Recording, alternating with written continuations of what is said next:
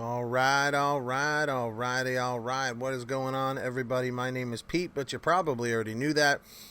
But in case you didn't, you guys are watching the one and only Paid to Drive and Paid to Drive Vlogs, day number 1133, if I'm not mistaken. If you guys are a delivery driver in this gig economy for apps like GrubHub, DoorDash, Postmates, Uber Eats, if you're not yet, if you're logged into your YouTube account, hit that red subscribe button down below and see the little bell to the right, set it to all. Click that and set it to all so you don't miss these updates in the future.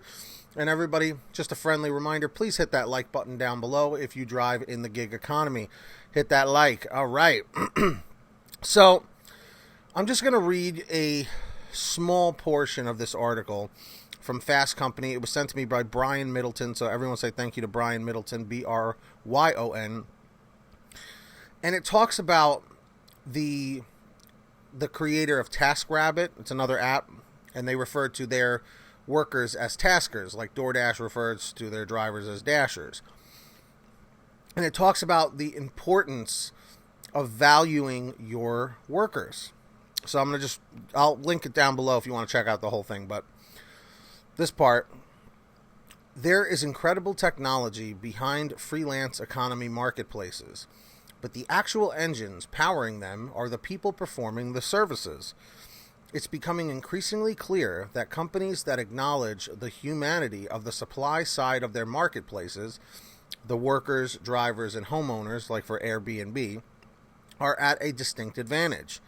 These companies treat the people powering their products as their primary customers. While we certainly didn't get everything right, TaskRabbit, the company I founded back in 2008, has focused on delivering a quality experience for our taskers and treating them as our core customer. As a founder myself and an investor, I often see founders fall into a build mindset.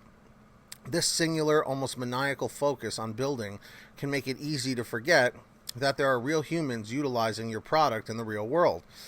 And with any business, it can be tempting to prioritize short-term growth goals and ignore the eventualities that could arise from the mindset and the products it leads to over time. While it's logical to assume that obsessing over the demand side of the marketplace, i.e. the clients or people ordering rides, food, and other services, would deliver the best experience for users, it was quite the opposite at TaskRabbit.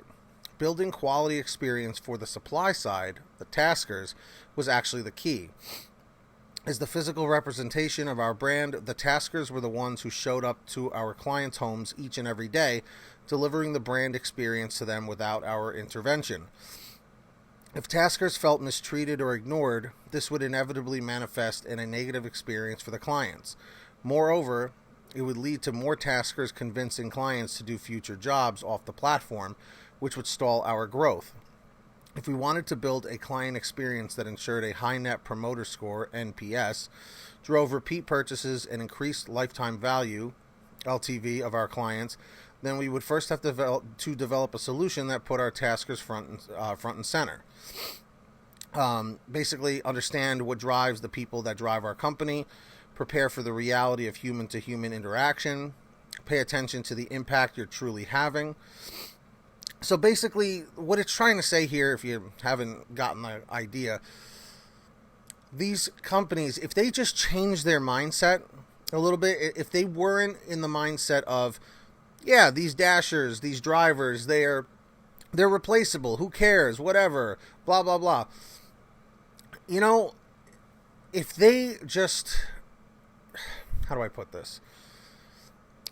If it was just a situation where they actually said, you know what, the drivers that we're partnered with, the dashers, the taskers, whatever app it is, if we actually value them, if we take care of them, they're going to provide better service.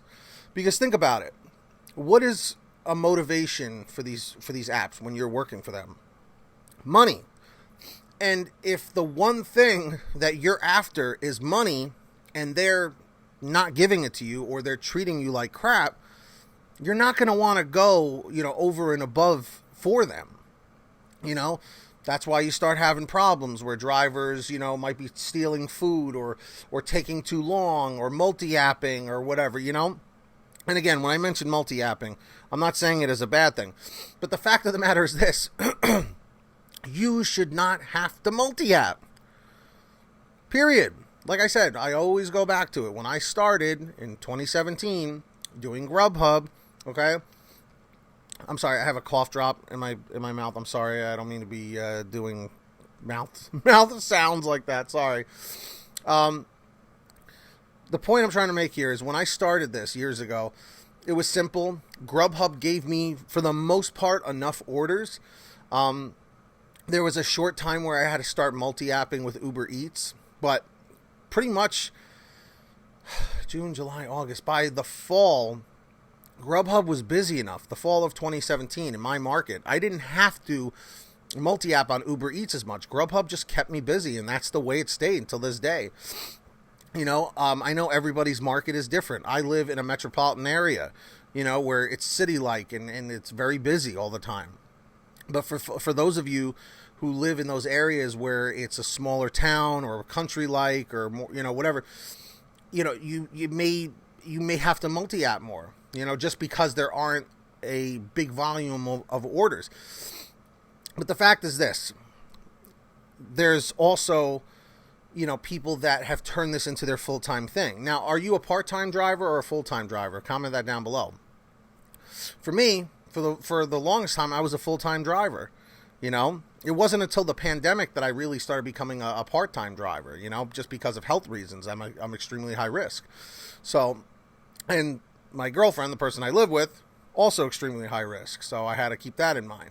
But the point I'm trying to make is, if these companies actually just valued their drivers, us, the ones that put the money in their pocket, okay, we wouldn't be having a lot of the issues that we have now. But evidently, the higher-ups don't see it as an issue, and they're like, well, we're making millions, we're billionaires now because of the stock market. So at the end of the day, what do they care? Do I think things are going to change? Probably not anytime soon.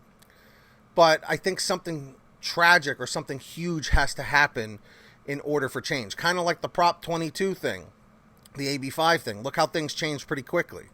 So let me know your thoughts down below. I'm just curious what everybody thinks. It's definitely one of those situations where it's like, we know what's right, but they don't at these big companies. But I do want to take this time to thank all of our patrons, especially Millard Norton, our $100 ultimate driver every month. Thank you, Millard. And thank you to these awesome other people: Kimberly Thomas, Tulsa Todd, Heidi Barnes, Kurt Paul, Bryon Pomeroy, William Boudreau, Justin Case, Sarah Keston, Alan G. Van Horn, Scott Freisner, Drew Honor, Katie Coppin, Stephen Neely, Destiny Rudolph, Dave Chin, Frank Haviland, Jason Casta, Sherry Cassidy, Terry DeLong, Anthony Bliss, Nick G, Jenny Thomas, Matt Epperson, and Terrence Pacheco. Definitely check out the link in the pinned top comment or in the description, patreon.com/pay-to-drive. Sign up if you want to support the channel. And, of course, make sure to download the Get Upside Gas app. Comment 333 if you're on there, 444 if you're not yet. Pump your gas, print out your receipt, take a picture of your receipt with the Get Upside Gas app, and within 48 hours or so, you'll get anywhere from 15 cents to 45 cents a gallon back, which is pretty fantastic. And if a friend or family member signs up using your code, you'll get paid every time they pump gas. It's called Get Upside. Links in the description down below. Please download it. Seriously, you're missing out on money. And, of course, check out paidtodrivestore.com for official Pay to Drive merch. T-shirts, hoodies, all that good stuff. All on sale. Get your holiday shopping done. Not like you would want to buy that anyway for yourself. Maybe you would. I don't know. But anyway, to wrap this whole thing up here, if you're still watching, leave a comment saying, yes, Pete, I'm still watching. See, nobody did it. Maybe somebody did. All right. But my question is, do you feel that these companies treat you right? Yes or no? Just let me know in the comments section. Let me know in the chat. Because, like I said, at one time things were great, okay? For those of you that have started doing these apps within the past year and a half, 2 years, if you started post-pandemic, you definitely don't remember the good days. If you started pre-pandemic by a year or so, you know, March 13th is when they recognized the COVID thing of 2020. If you were signed up by March 13th of 2019, you probably have an idea of what I'm talking about. But pretty much everything, once 2019 started, everything started going downhill. People will argue until they're blue in the face with me, but trust me, guys, I was there. I was there on the front lines of GrubHub, you know? So I know what I'm talking about. Trust me. I've been there. Thousands of deliveries under my belt. So here's what it is, guys. Never going to please everybody. Friendly reminder, hit that like button. Subscribe with all notifications on. And if you made it to the end, comment N626, N626. And, of course, get that money, get that honey. Keep hustling, keep bustling. We'll see you guys next time right here on Pay to Drive and Pay to Drive Vlogs. Take care, everybody. Adios.